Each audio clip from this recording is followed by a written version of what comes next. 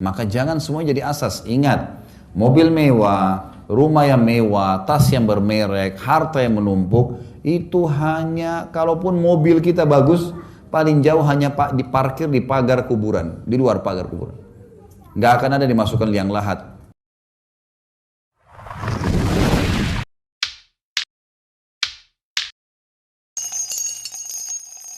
Anak laki-laki saya 2 tahun setengah kemarin, umurnya sekarang sudah 3 tahun, Masya Allah. 2 tahun setengah saya sudah mulai bawa ke masjid. Ada masjid dekat rumah saya jadi imam kebetulan. Kemudian ikut sama saya ajak ke masjid gitu kan.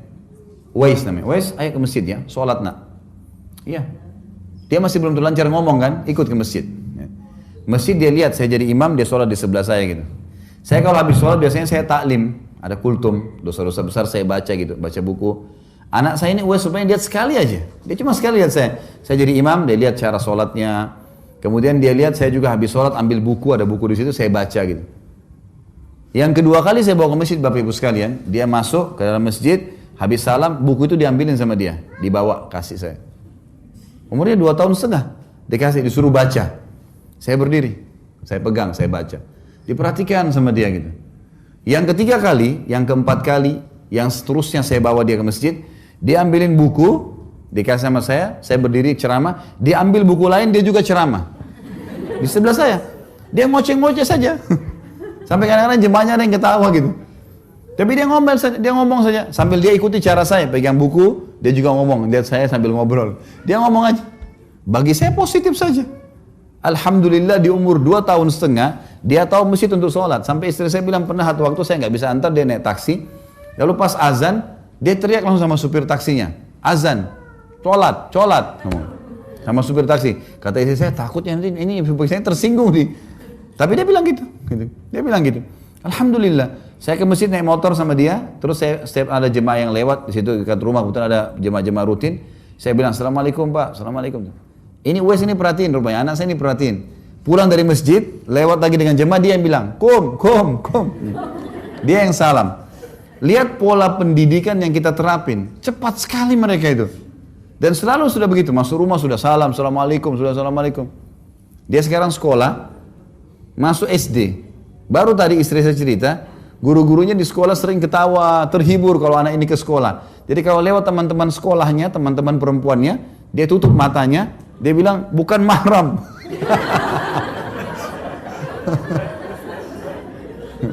Padahal istri saya bilang, gitu kan. Itu kan ada mbak yang bantu di rumah. Ini Uwais bukan mahram sama mbak ya. Gak boleh lihat kalau mbak begini, kalau mbak gak pakai jilbab, gitu-gitu sama dia. Rupanya dibawa ke sekolahnya itu. Di situ matanya sama dia.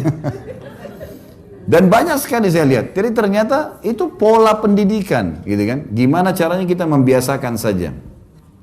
Baik. Termasuk dalam ini teman-teman sekalian adalah seringnya memberikan salam ya kalau masuk rumah. Kita salam, masuk kamar salam. Ingat hadis Nabi SAW mulia itu.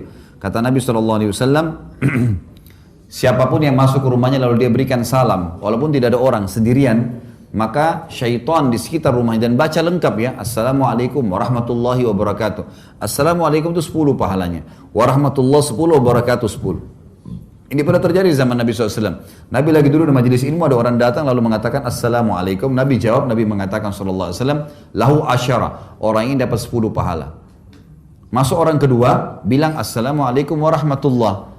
Lalu kemudian Nabi jawab, Nabi mengatakan lahu isyrun, orang ini dapat 20 pahala. Masuk orang ketiga mengatakan lengkap, Assalamualaikum warahmatullahi wabarakatuh. Nabi SAW jawab, Nabi mengatakan lahu thalathun, orang ini dapat 30 pahala. Jadi jangan sia-siain tuh. Apa kata Nabi SAW? Kalau seseorang mau masuk rumahnya lalu dia memberikan salam, ada orang gak ada orang, maka syaitan di sekitar rumahnya berkata pada teman-temannya, tidak ada tempat nginap buat kalian malam ini. Gak bisa masuk rumah kita karena kita salam. Dan kalau dia makan membaca bismillah, syaitan akan berkata juga di sekitar rumah sama teman-temannya, tidak ada makan malam buat kalian malam ini. Ucapin salam, biasakan ketemu anak salam, telepon salam. Di rumah juga itu teman-teman sekalian harus dijaga. Semuanya harus terasaskan Islam. Maaf, ini teman-teman di Bali, ya, karena di sini banyak orang-orang yang suka dengan patung, ya. Itu orang Islam rumahnya nggak boleh ada patungnya tuh. Ya. Harus hati-hati karena patung itu tidak masuk malaikat. Untuk lebih jelas, Bapak Ibu beli buku judulnya Rumah-rumah yang tidak dimasuki malaikat. mungkin harganya sekitar 30.000 rupiah kok. Jadi kalau mau dipasang pun mungkin hiasan air mancur, tumbuh-tumbuhan. Tapi kalau manusia, hewan, jin atau malaikat, ini dilarang karena ada hadis yang mengatakan rumah yang ada patungnya ya, itu tidak akan atau anjing warna hitam, anjing ya umumnya, maka tidak akan dimasuki oleh malaikat. Artinya dimasuki oleh syaitan kalau tidak ada malaikat. Baik, yang ke-9, nasihat menasihati. Saling mengingatkan. Dan pola menasihatin, Bapak Ibu sekalian, kalau bapak-bapak gunakan perasaan. Jadi misal duduk dengan istri, kemudian lempar pertanyaan. Setahu saya tadi pagi kamu telat ya sholat subuh. Misal contoh. Kenapa? Kamu begadang, kamu ini. Kita jelasin. Tujuan untuk itu. Oh iya, saya semalam ngantuk. Coba diperbaikin ya. Nasihatin. Gitu. Kalau ibu-ibu yang mau nasihatin suaminya agak berbeda. Suami itu selalu merasa ada jiwa kepemimpinan. Sama dengan ayah. Maka sama dengan anak laki-laki. Metodenya adalah lempar pertanyaan. Bagaimana kalau ada orang yang telat sholat subuh? Bagaimana kalau ada orang yang tidak mau bersedekah? Atau apalah ya. Kita lempar pertanyaan seakan-akan bertanya bagaimana pendapat dia.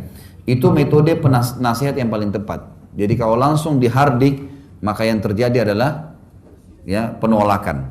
Yang ke-10, sadarlah kalau dunia ini sebentar dan akhirat target hidupmu.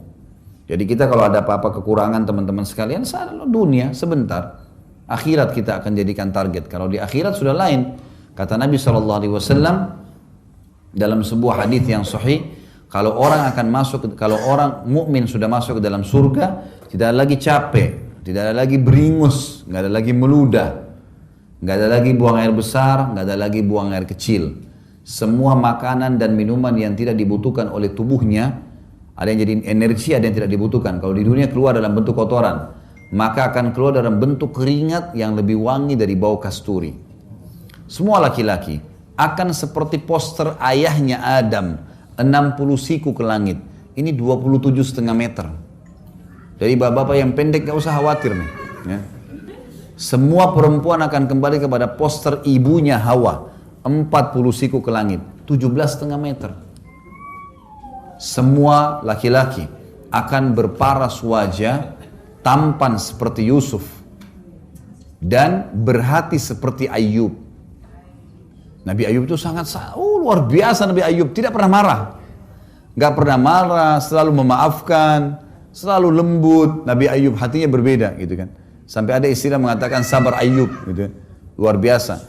Jadi di surga teman-teman, target kita memang. Target kita abadi di sana. Dunia sebentar. Dunia ini hanya kita akan lewatin. Kata Nabi SAW, perumpamaan saya dengan dunia seperti orang yang sedang musafir, penat, duduk di bawah sebuah pohon, beberapa saat penatnya hilang, dia akan pergi. Tidak boleh jadi target utama. Target kita akhirat teman-teman sekalian. Maka jangan semua jadi asas. Ingat, mobil mewah, rumah yang mewah, tas yang bermerek, harta yang menumpuk, itu hanya, kalaupun mobil kita bagus, paling jauh hanya diparkir di pagar kuburan, di luar pagar kuburan. Nggak akan ada dimasukkan liang lahat, tas bermerek, segalanya tidak ada. Kita lahir dengan telanjang badan, dibungkus dengan satu lembar selimut, kita juga meninggal dibungkus dengan kain kafan saja. Nggak ada yang dibawa, semuanya akan ditinggalkan. Maka jangan jadikan dunia sebagai target. Untuk apa jor-joran ribut gara-gara urusan dunia? Gitu kan? Ada orang rebut-rebutan warisan sama saudaranya hanya karena masalah dunia. Dunia ini kecil Bapak Ibu sekalian. Bapak Ibu pasti sudah sering naik pesawat. Kalau naik pesawat kita bisa lihat kalau lagi pas mau take off atau sudah take off atau landing. Di atas tuh waktu belum jauh sekali kelihatan kita akan lihat tuh mobil. Subhanallah, mobil-mobil semewah apapun sudah tidak kelihatan, cuma seperti gentong-gentong mainan kecil yang jalan. Gak ada nilainya. Orang berebut berlian kalau orang punya berlian seperti bola basket kayaknya luar biasa. Tapi kalau kita lihat dari atas pesawat, udah nggak kelihatan. Tanah, anggap di tengah-tengah Denpasar sini, 1000 kali 1000 meter, miliaran, mungkin sudah triliunan harganya. Baik, kalau kita naik pesawat masih kelihatan tanah itu. Sudah nggak kelihatan semua, dunia akan kita tinggalkan. Maka ingat, target kita akhirat. Selalu akhirat. Apapun yang datang dalam bentuk cobaan, kita bisa lalui kalau kita tahu target kita adalah akhirat. Ini termasuk kiatnya. Jadi sadarlah kalau dunia sebentar. Apa yang kita makan hari ini yang ada kita makan, apa yang tidak ada ya sudah. Tidak sempat kita beli, ya sudah, tunda hari besok, kapan ada kemampuan. Jadi dimudahkan karena akhirat target.